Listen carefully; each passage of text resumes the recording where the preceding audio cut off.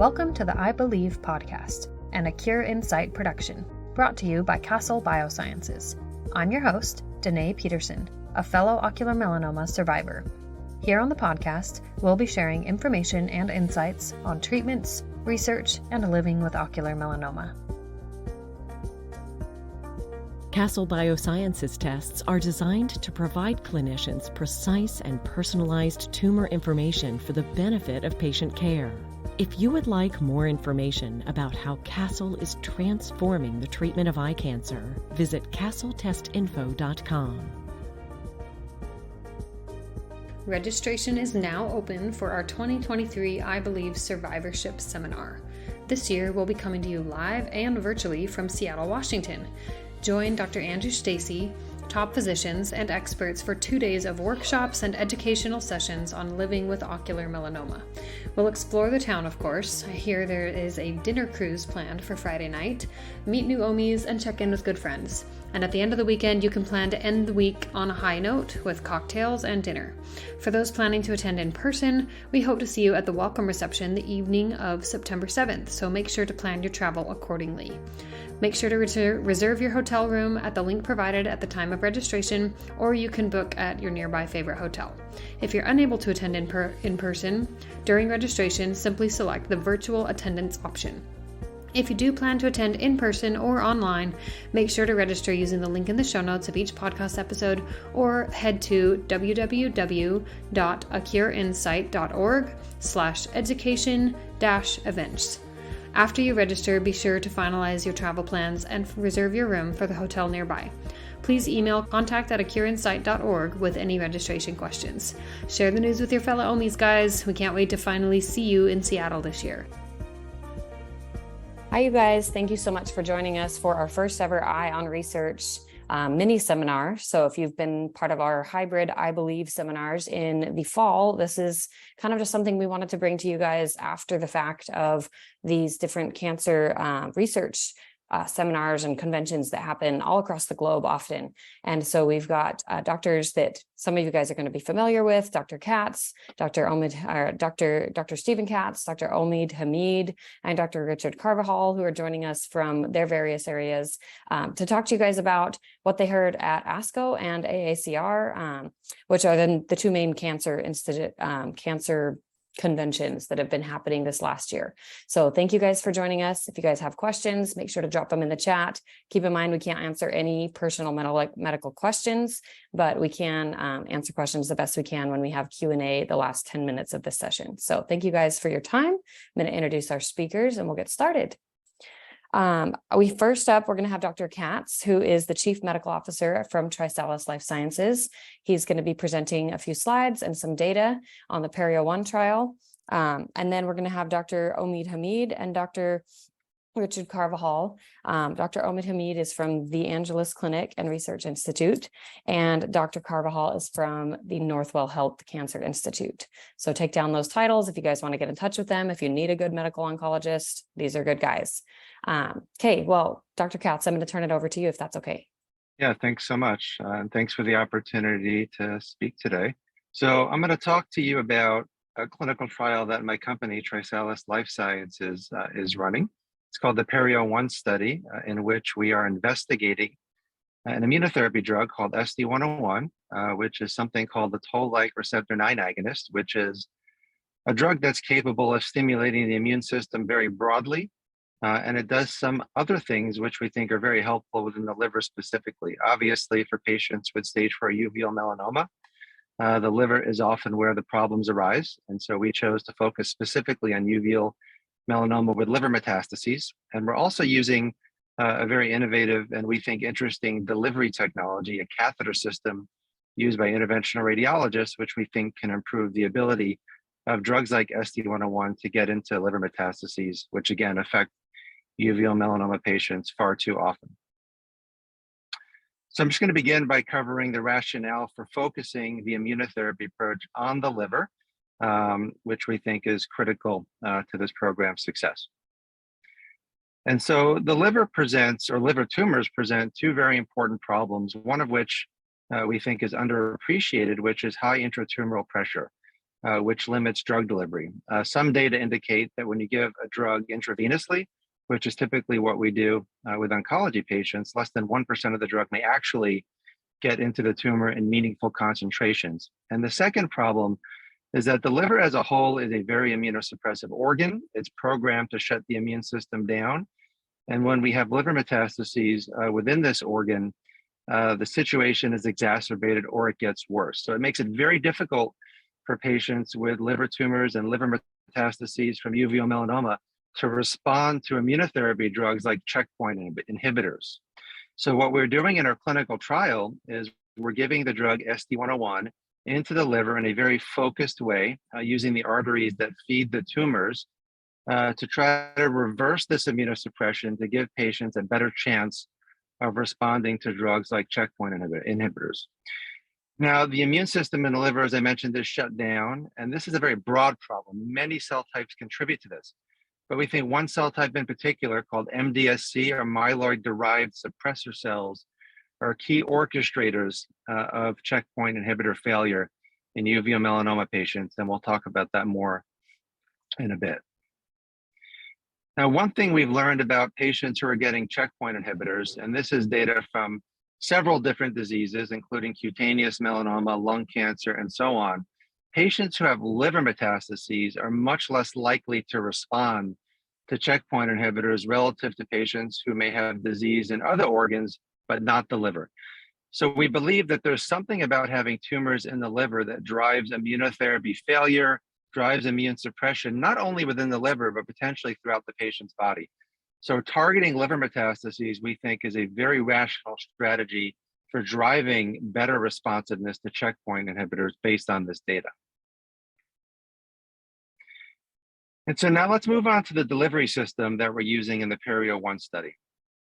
So as I mentioned, we're giving the drug SD101 in a very focused way into the arteries that are feeding the liver metastases.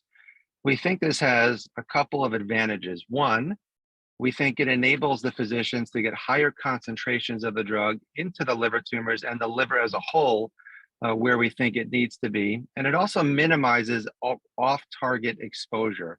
So you're not stimulating the immune system in places where you may not want that to happen, which may be helpful from a safety perspective. Now, the device, as I mentioned, is used by interventional radiologists. If you look at this larger image toward the center of the slide, you can see that the device or catheter is typically inserted into an artery in the groin called the femoral artery. It can also go into an artery in the arm, and then the physician can place the catheter into the arteries feeding the liver and the liver tumors. What's different about this device, if you look to the left, it has what we call a smart valve, which is a very dynamic structure that's opening and closing in sync with the patient's heart. So with every heartbeat, it collapses and then it expands. And so this cyclical activity creates more optimal pressure within the blood vessel, and it redirects or diverts blood flow to the tumors relative to the normal liver. So we believe this optimizes delivery of the drug into the liver metastases. And we've actually studied this compared to standard catheters in a model called an oncopig, which is a pig within which we can grow liver tumors. And we found that we can improve the delivery of this drug, SD101, more than twofold when we use that specialized device that I showed you with the smart valve relative to what can be achieved with a standard catheter. So this is part of the rationale for doing the PERIO-01 study and the way that we're conducting it. Now let's talk a little bit about the drug. So I mentioned that immunosuppression in the liver and within liver metastases is a significant barrier to patients with uveal melanoma in terms of responding to checkpoint inhibitors. And so this is a very complicated problem. And what I'm showing you here is that many cell types are involved in causing this immunosuppression. And so we want to activate many different cell types. But I mentioned that there was one cell type that may be really important in creating this propensity of failure to checkpoint inhibitors, and that's the MDSC, or myeloid-derived suppressor cells. So one of the reasons we chose to study SD101 in uveal melanoma patients is we believe it has a dual mechanism of action. One, it has the ability to stimulate the immune system broadly. Many cell types are activated by the drug. Many cytokines are stimulated by the drug, which we think addresses the complexity of the issue. Two, we've published and demonstrated in patients that this drug can bind to its receptor, TLR9, on MDSC, and it can eliminate those cells by causing what we call apoptosis or cell death. So you get the broad immune stimulation, and you can eliminate the myeloid-derived suppressor cells. So that's why we think it's potentially an ideal drug for combining with checkpoint inhibitors for patients with uveal melanoma. And so now I'm going to cover a little bit more about the trial, and this is basically a recap of data that was presented by Dr. Montazeri from MGH at the ASCO meeting in June. Here are the clinical sites that are currently participating in our trials. We actually have 3 studies open and enrolling. They're called the PERIO studies, which is for pressure-enabled regional immuno-oncology, capturing how that device that I showed you is working. And so uveal melanoma is the PERIO-01 study. It's the first study that we started. We also have another study called PERIO-02 for hepatocellular cancer and cholangiocarcinoma, and PERIO-03 for pancreas cancer. But we're going to focus on PERIO-01 today. We've enrolled and treated over 70 patients with over 270 SD101 infusions to date across these studies. And I'm also showing you the countries that we're going to be moving into later this year with the PERIO-01 program. And so an overview of the study design. So patients get 6 doses of SD101, and these doses are being given by interventional radiologists in the interventional radiology suite. It's an outpatient procedure, and the patients are getting 3 doses a week apart. Then there's about a month off, and then they come back for another 3 doses, so 6 total doses. And during this time, they're getting a checkpoint inhibitor, Opdivo or Keytruda, or the combination of Ipi and Nivo during this period. And those drugs are given intravenously as they typically would be. And overall, these procedures have been very well tolerated by the patients. As I'll show you, the safety data is very reassuring. And just the logistics of it have also been well tolerated by the patients and very well managed by the sites.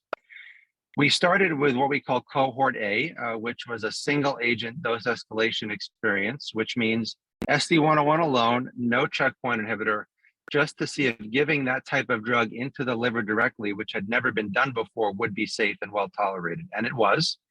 And then we moved into cohort B, which is when we brought in Opdivo or nivolumab in combination with the SD101.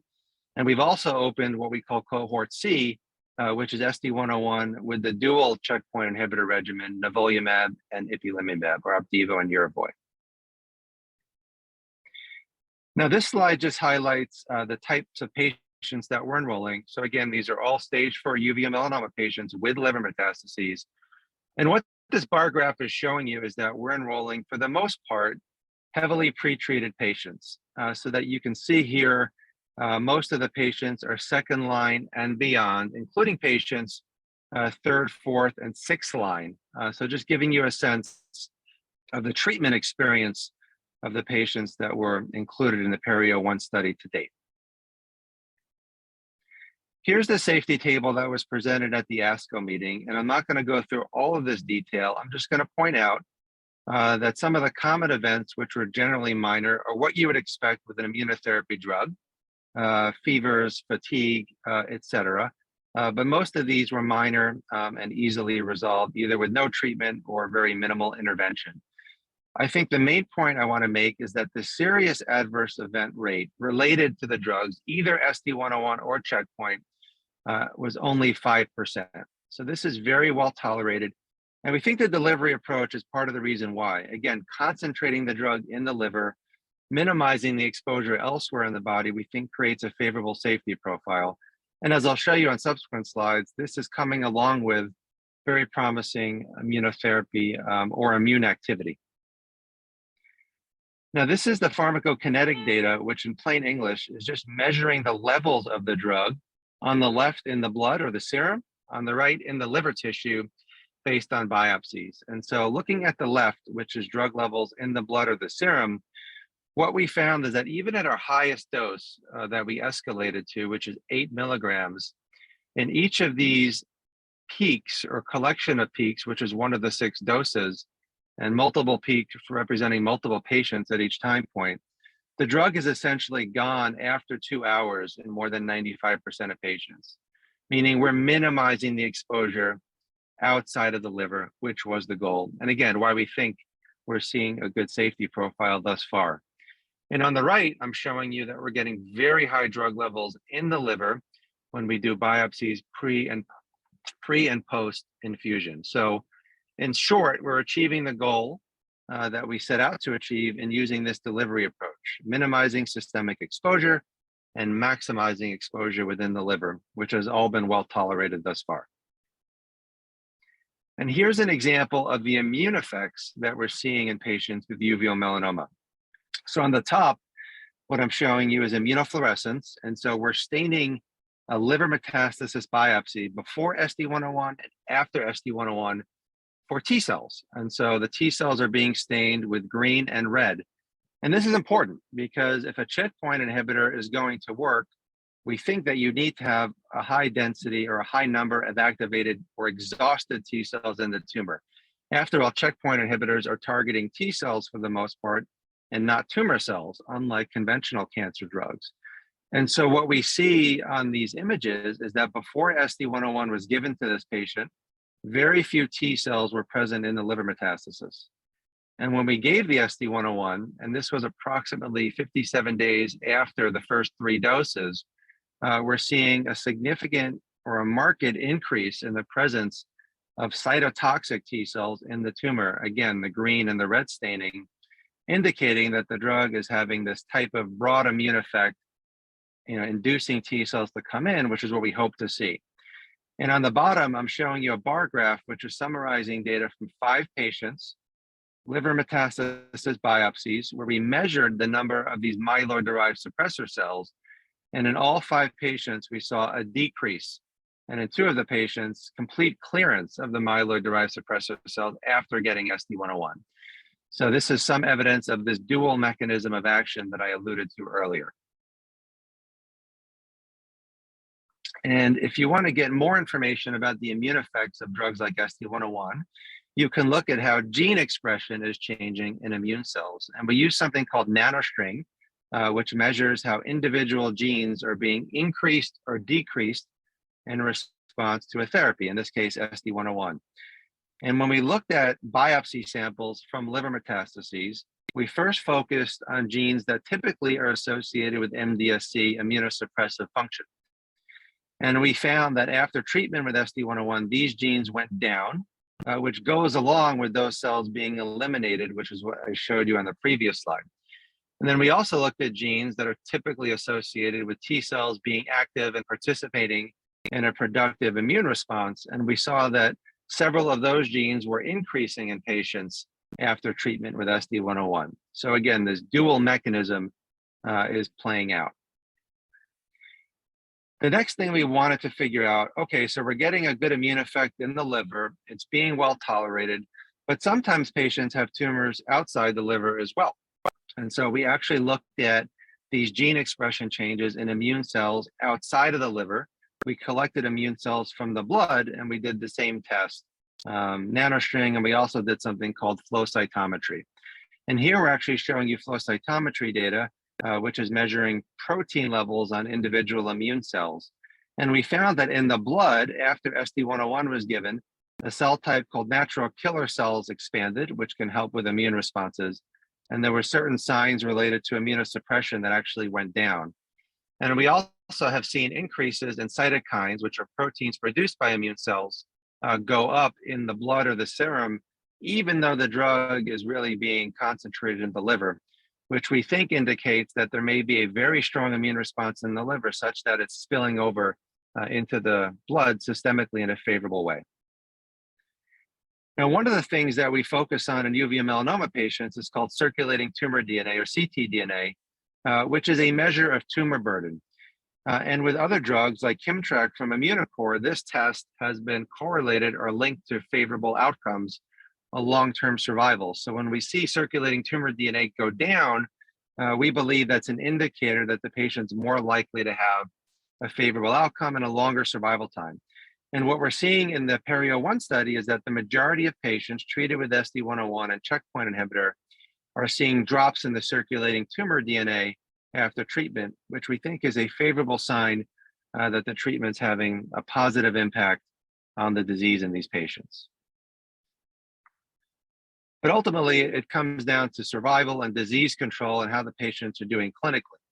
So this is a swim plot in which we're looking at individual patients. Each of these yellow bars is a patient, and we're measuring survival time on the x-axis in days. And we're looking at the different dose levels and cohorts. So I'm going to call your attention to the green group, which is cohort B at 2 milligrams. These are the patients who got SD101 with Nivo at the lowest dose level. And what you can see quickly by looking at this graph is most of these patients are tracking out beyond a year at this point. So in this heavily pretreated group of patients, this is a favorable sign. And we're starting to see responses now, including a partial response and multiple minor responses. One of the things that we've learned about this drug and immunotherapy in general is that tumor shrinkage can actually take much longer than you would expect relative to chemotherapy or small molecule inhibitors. The tumors might actually swell initially from the immune response and inflammation. So it can take more time for shrinkage and classic responses to evolve. And we've actually seen that with this drug, where responses can actually take more than a year to occur after prolonged stability or disease control. So we're starting to see a favorable clinical profile emerge. And these patients at the lower dose level are just earlier in follow-up, and we're hoping that these bars will track out even further as these patients continue on the study. And so to summarize what I've told you, we feel that the data from the PERIO-01 study to date are supportive of the SD101 dual mechanism of action, the broad immune effect, and the MDSC elimination.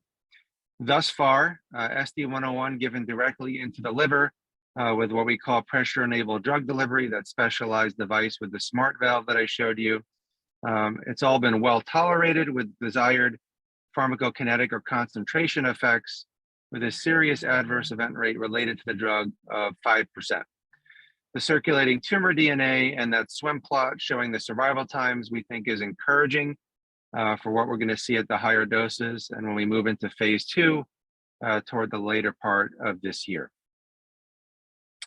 Thank you for your attention.